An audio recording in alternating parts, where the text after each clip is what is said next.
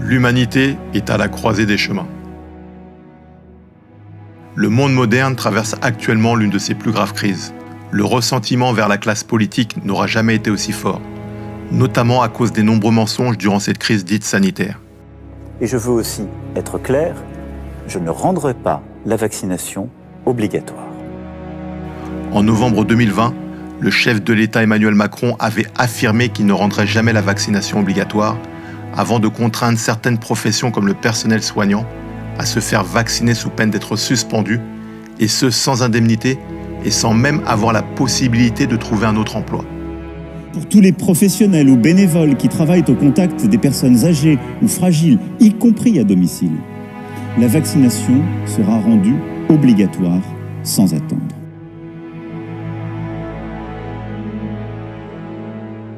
En août 2021, le ministre de la Santé Olivier Véran avait déclaré qu'il n'y aurait pas d'impact de la troisième dose sur le pass sanitaire. L'autre question que vous avez posée, c'était sur la troisième dose. Il n'y aura pas d'impact de la troisième dose sur le pass sanitaire. Il n'y aura pas d'impact de la troisième dose sur le pass sanitaire. 2 mois plus tard, il n'hésitait pas à affirmer tout le contraire. Vous le savez, à compter du 15 décembre, le pass sanitaire pour les plus de 65 ans ne sera plus actif si le rappel n'a pas été fait dans un délai de 7 mois après l'infection ou après la dernière injection. Certains représentants de loi, censés être les garants de la loi, se retrouvent impliqués dans des histoires de mœurs extrêmement graves. Certaines pratiques, autrefois cachées, sont désormais exposées au grand jour, comme le montre ce tweet du temple satanique au Texas, datant de novembre 2021. Les grands médias qui étaient autrefois considérés comme le 4e pouvoir sont désormais devenus le pouvoir. La plupart d'entre eux sont entre les mains d'une dizaine de milliardaires. Certaines chaînes d'information en continu répètent exactement la même chose, ce qui persuade les téléspectateurs d'aller vérifier par eux-mêmes que tout ce qu'on leur dit est vrai.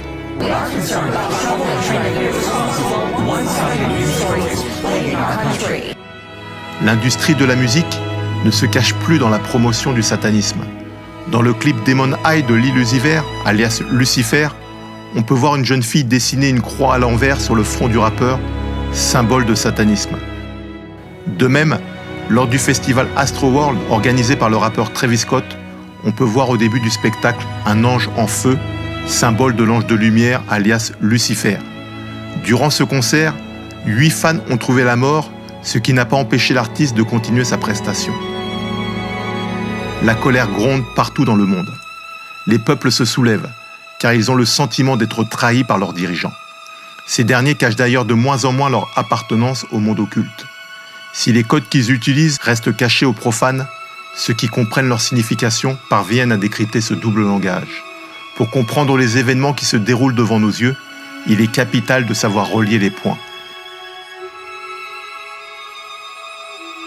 Il faut examiner l'actualité en tenant compte de différents facteurs, à savoir historiques, sociologiques, économiques, culturels, mais aussi scripturaires. Je crois que notre génération doit savoir que la bête de l'événement est là. Et elle arrive.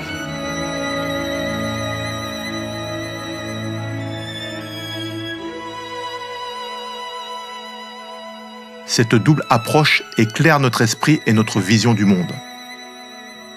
La lumière de la révélation est nécessaire pour réveiller les consciences et permettre aux individus de jouir d'une véritable liberté, non pas celle présentée par la société, mais plutôt celle conçue par Dieu lui-même de toute éternité, car il est écrit « Vous connaîtrez la vérité, et la vérité vous affranchira ».